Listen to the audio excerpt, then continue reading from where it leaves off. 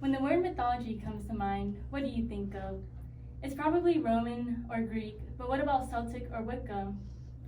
Mythology is one of the most fascinating subjects out there, but only a few are ever talked about in great detail. And mythology is a collection of myths from a culture, and we thought that these particular mythologies were interesting and thought that you guys might find them to be interesting as well. Our group did a lot of research over these mythologies, and when we say myths, we aren't saying that these are necessarily false, but that these are stories from different cultures about the different gods and beliefs. There are many mythologies that are not very well known, and they include Shinto mythology, Celtic mythology, Norse mythology, and Wiccan mythology. First, we'll have Jackson talk about Shinto mythology, which is based on a combination of Japanese mythology and Buddhism. Second, Stephanie will talk about Celtic mythology, which consists of myths that were passed down orally between the Celts. Then, I'll talk about Norse mythology, which is a set of religious stories that gave meaning to the Vikings. And finally, we'll have Jasmine talk about Wicca mythology, which is a neo-pagan and earth-centered religion that has many varied beliefs among its members. To start off, Jackson will talk to you all about Shinto mythology, also known as Japanese mythology. You good? Mm-hmm. Japanese mythology is still prominently seen in Japan to this day. In fact, as mentioned earlier, Japan's native religion, Shintoism, is based on a combination between Japanese mythology and Buddhism. In Shinto, there are many gods known as kami, and none are necessarily absolute or all-powerful. Norinaga Motori, a scholar in the late 18th century, wrote, "Whatever seemed strikingly impressive, possessed the quality of excellence and virtue, and inspired the feeling of awe, was kami."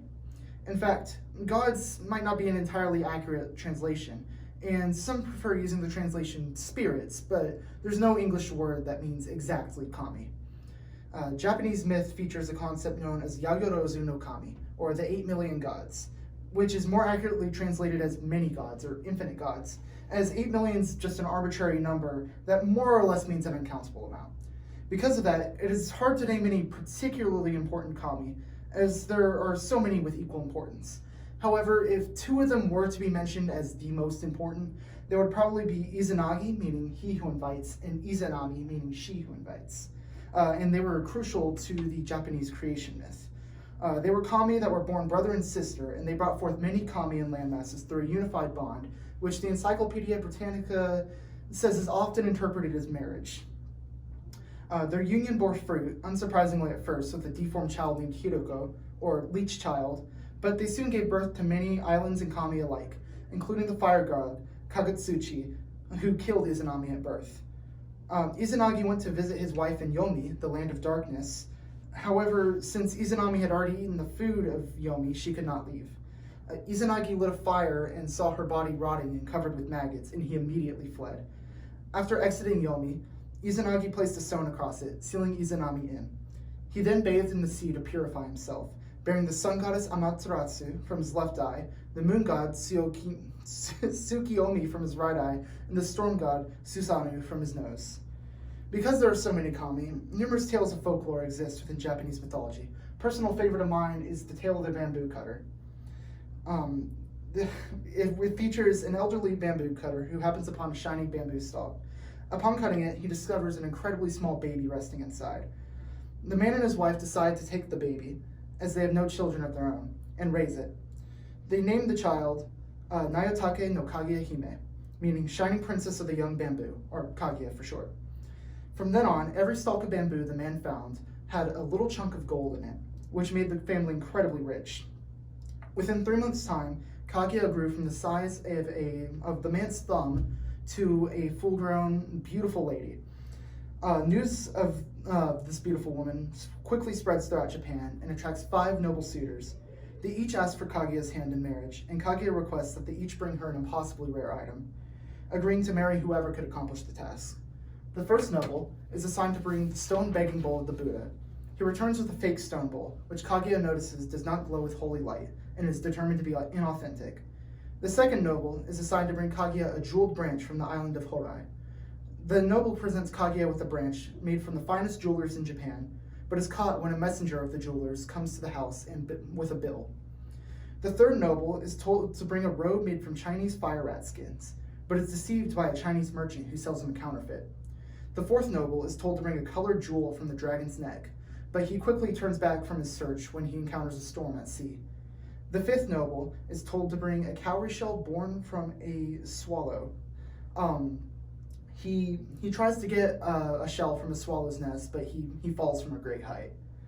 The Japanese emperor eventually comes to visit Kaguya and asks for her hand in marriage, but Kaguya refuses, stating that she's not from Japan and has no right to be in the Japanese imperial palace. 3 years pass, with Kaguya continually refusing the emperor's request for marriage, before Kaguya gazes upon the full moon with tears in her eyes. She tells her parents that she is from the moon and must soon return to her people. Later, despite being guarded by the emperor's finest guards, Kaguya is carried away by the people of the moon, leaving behind her robe and some elixir of immortality attached to a letter for the emperor. The emperor is given this letter, and he asks which mountain is closest to heaven, to which one servant suggests the great mountain of the Suruga province. The emperor orders his men to take the letter and elixir to the top of the mountain to burn them, as he would not want to live forever in a world without Kaguya. The mountain was then named Mount Fuji, after the word fushi, meaning immortality.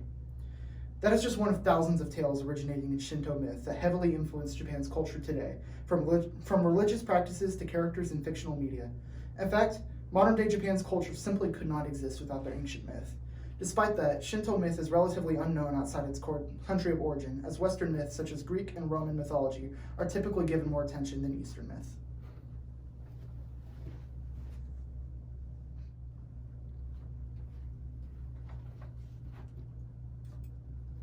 Okay, so before I dive into Celtic mythology, I want to inform you about the Celts. So I personally did not know anything about Celtic mythology, so I went to Myth Encyclopedia, which informed me a lot about it. So first off, I wanted to describe and inform you of the Celtic history. So the Celts were a group of people who began to spread throughout Europe in the 1000 BC area. So they had a great army, and they were known with a high reputation because of their warriors.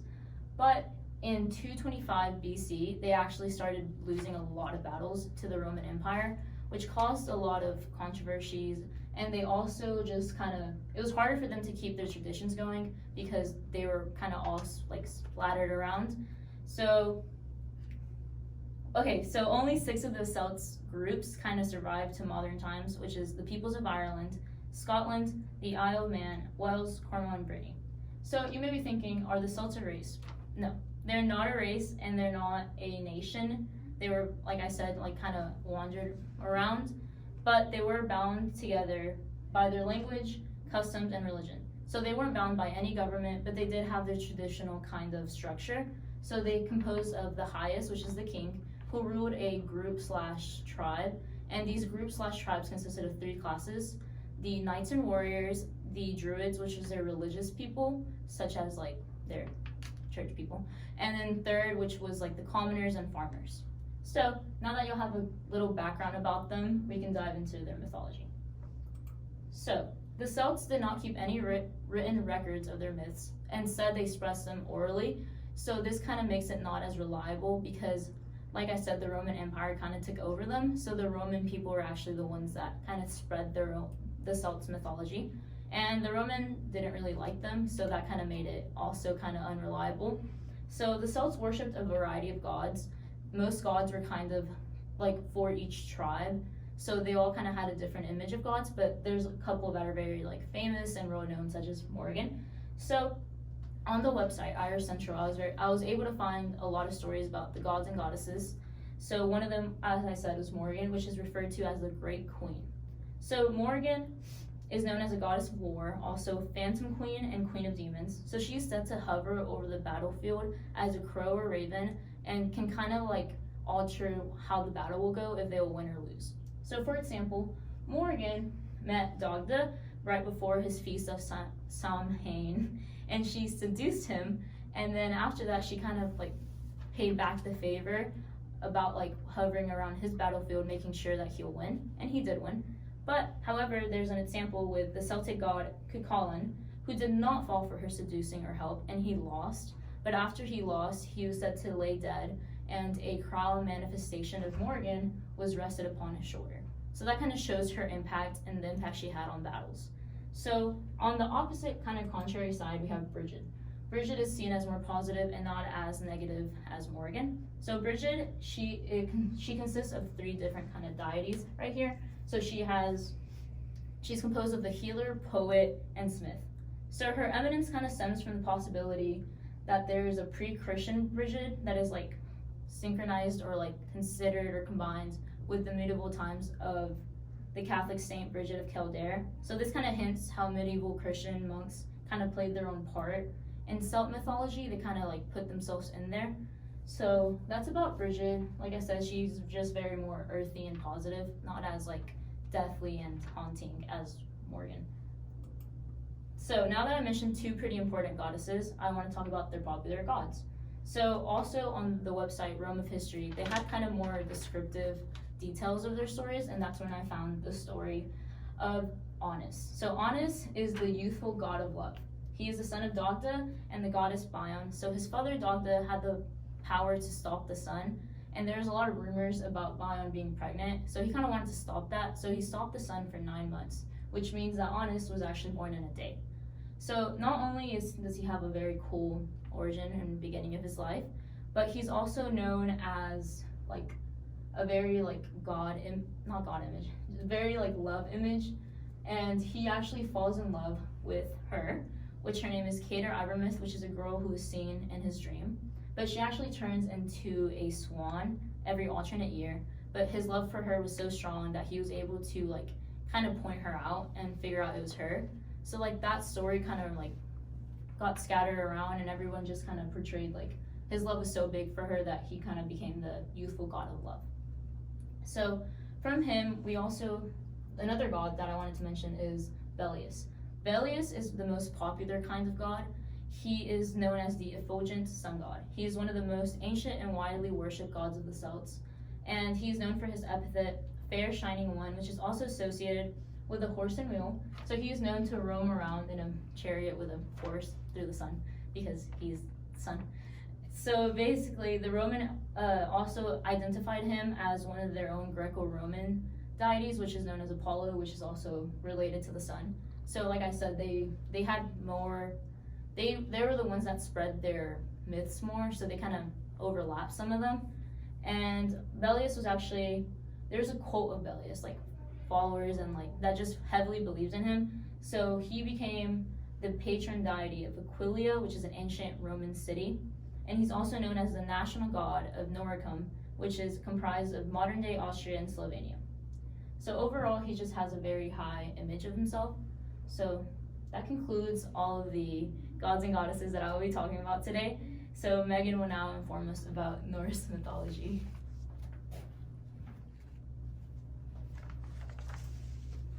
Norse mythology is part of a pagan religion from before the Middle Ages, and is a set of religious stories that gave meaning to the lives of Vikings. When people think of Vikings, they usually think of them as ruthless, bloodthirsty, and irrational, but Vikings actually had their own set of virtues and values. These virtues and values included courage, truth, honor, hospitality, and perseverance, which are virtues that not many people would expect them to have.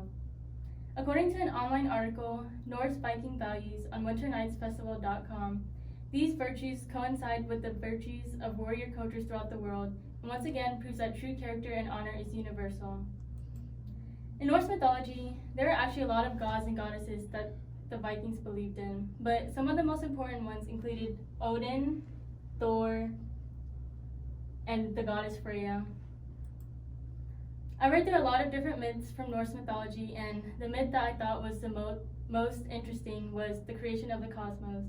I read about this from an online article called The Creation of the Cosmos on norsemythology.org, and basically there's a land of fire on one side and a land of ice on another side, and you can see this right here. So these two lands met in the middle, and together they formed a giant ogre, which you can see right here or right there. And the Norse gods had to slay this giant ogre, and they began to use each of its body parts to create different parts of the world, such as the sky, the ground, or the trees. Something else that I thought was really interesting was that the Norse gods also created the first man and woman from just 2 pieces of wood. So, now that I've talked to you all about Norse mythology, Jasmine will talk about Wicca mythology. I'd now like to talk to you about the Wiccan mythology.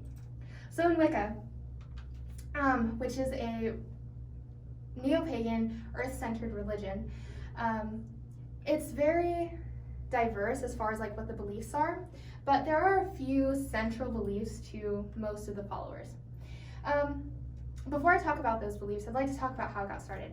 So it's believed to have started in 1954 with Gerald Gardner's The Witchcraft Today, published in 1954.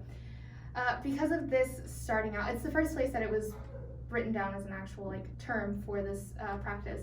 So it's considered the start, and since it was written in a book about witchcraft, it's considered to have its start in understanding witchcraft practices and things like that. But not all Wiccans have to practice witchcraft, and not all witches are Wiccan. And that's okay, because Wicca is a very individualized religion. There's no center, it's not very centralized, so there's no places of worship, there's no sacred text, and there's no specific way to practice. Instead, it's left up to the individual to decide how they want to practice and what they want to believe. But there are a few beliefs that, like I said before, are held by most Wiccans. So the main idea that's held by most of them is this idea of a divine spirit that exists within everything. So this divine spirit is said to be able to be harnessed by people through the practice of magic, which they work on through witchcraft. And this spirit, because it lives in everything, makes all things equally important. So Wiccans believe in taking care of the earth and also respecting others.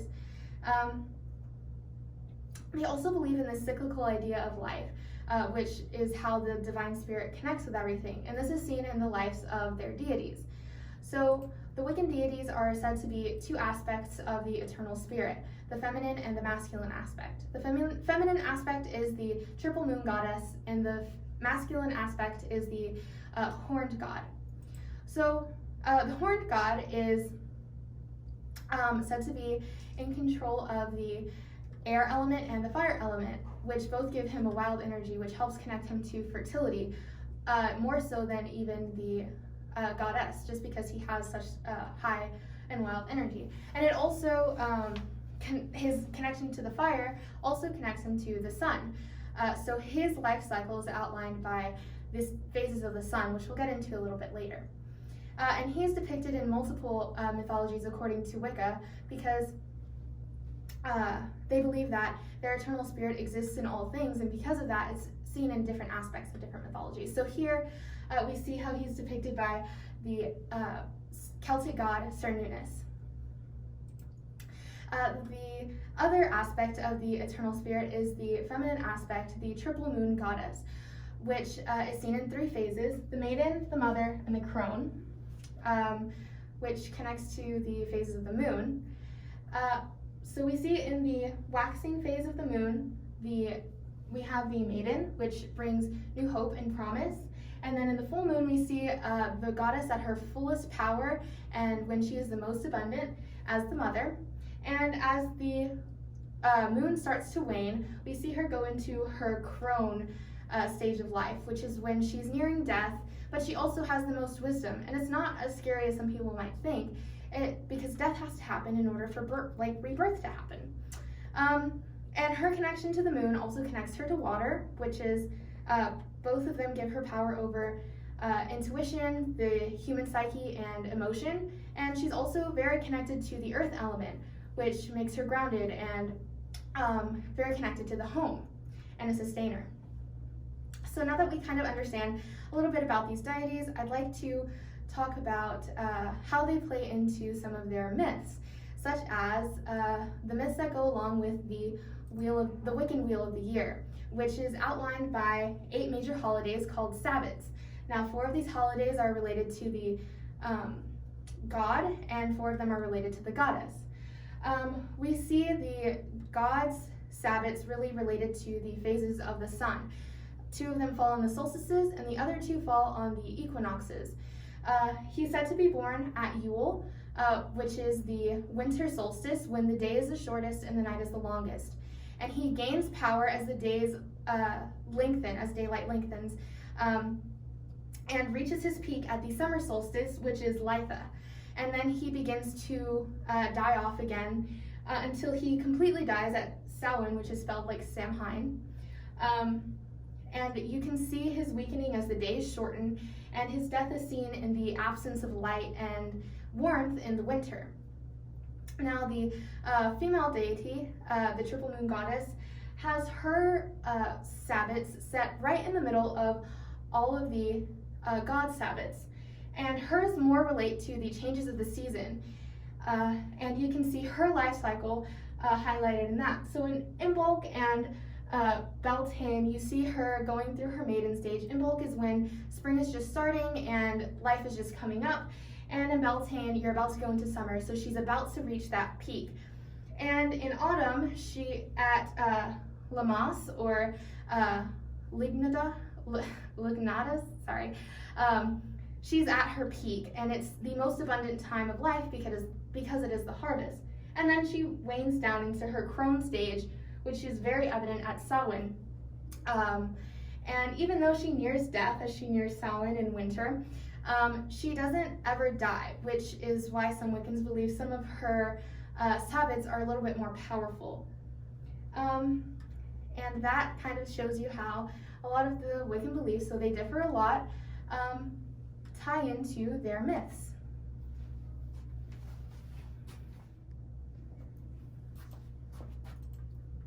In conclusion, every culture and mythology has its own beliefs and values that are different from one another. In Shinto mythology, people believe in many gods, also known as COMM, and there are many interesting tales, including the tale of the bamboo cutter. In Celtic mythology, the Celts were a group of people that were bound together by their language, customs, and religion, and they worshipped a variety of gods. In Norse mythology, the Vikings had many values and virtues that they followed, and just like the other two mythologies, the Vikings believed in multiple gods. On the other hand, in Wiccan mythology, people generally believed in a single goddess and a single god, and many people practiced witchcraft. These are foreign mythologies that many people are not aware about because they tend to be in the shadows of Greek and Roman mythology, but they're actually very interesting and fun to learn about. So, if you ever get into a heated discussion about mythologies, now you can say that you know a thing or two not only about one mythology, but 4 different mythologies. Thank you.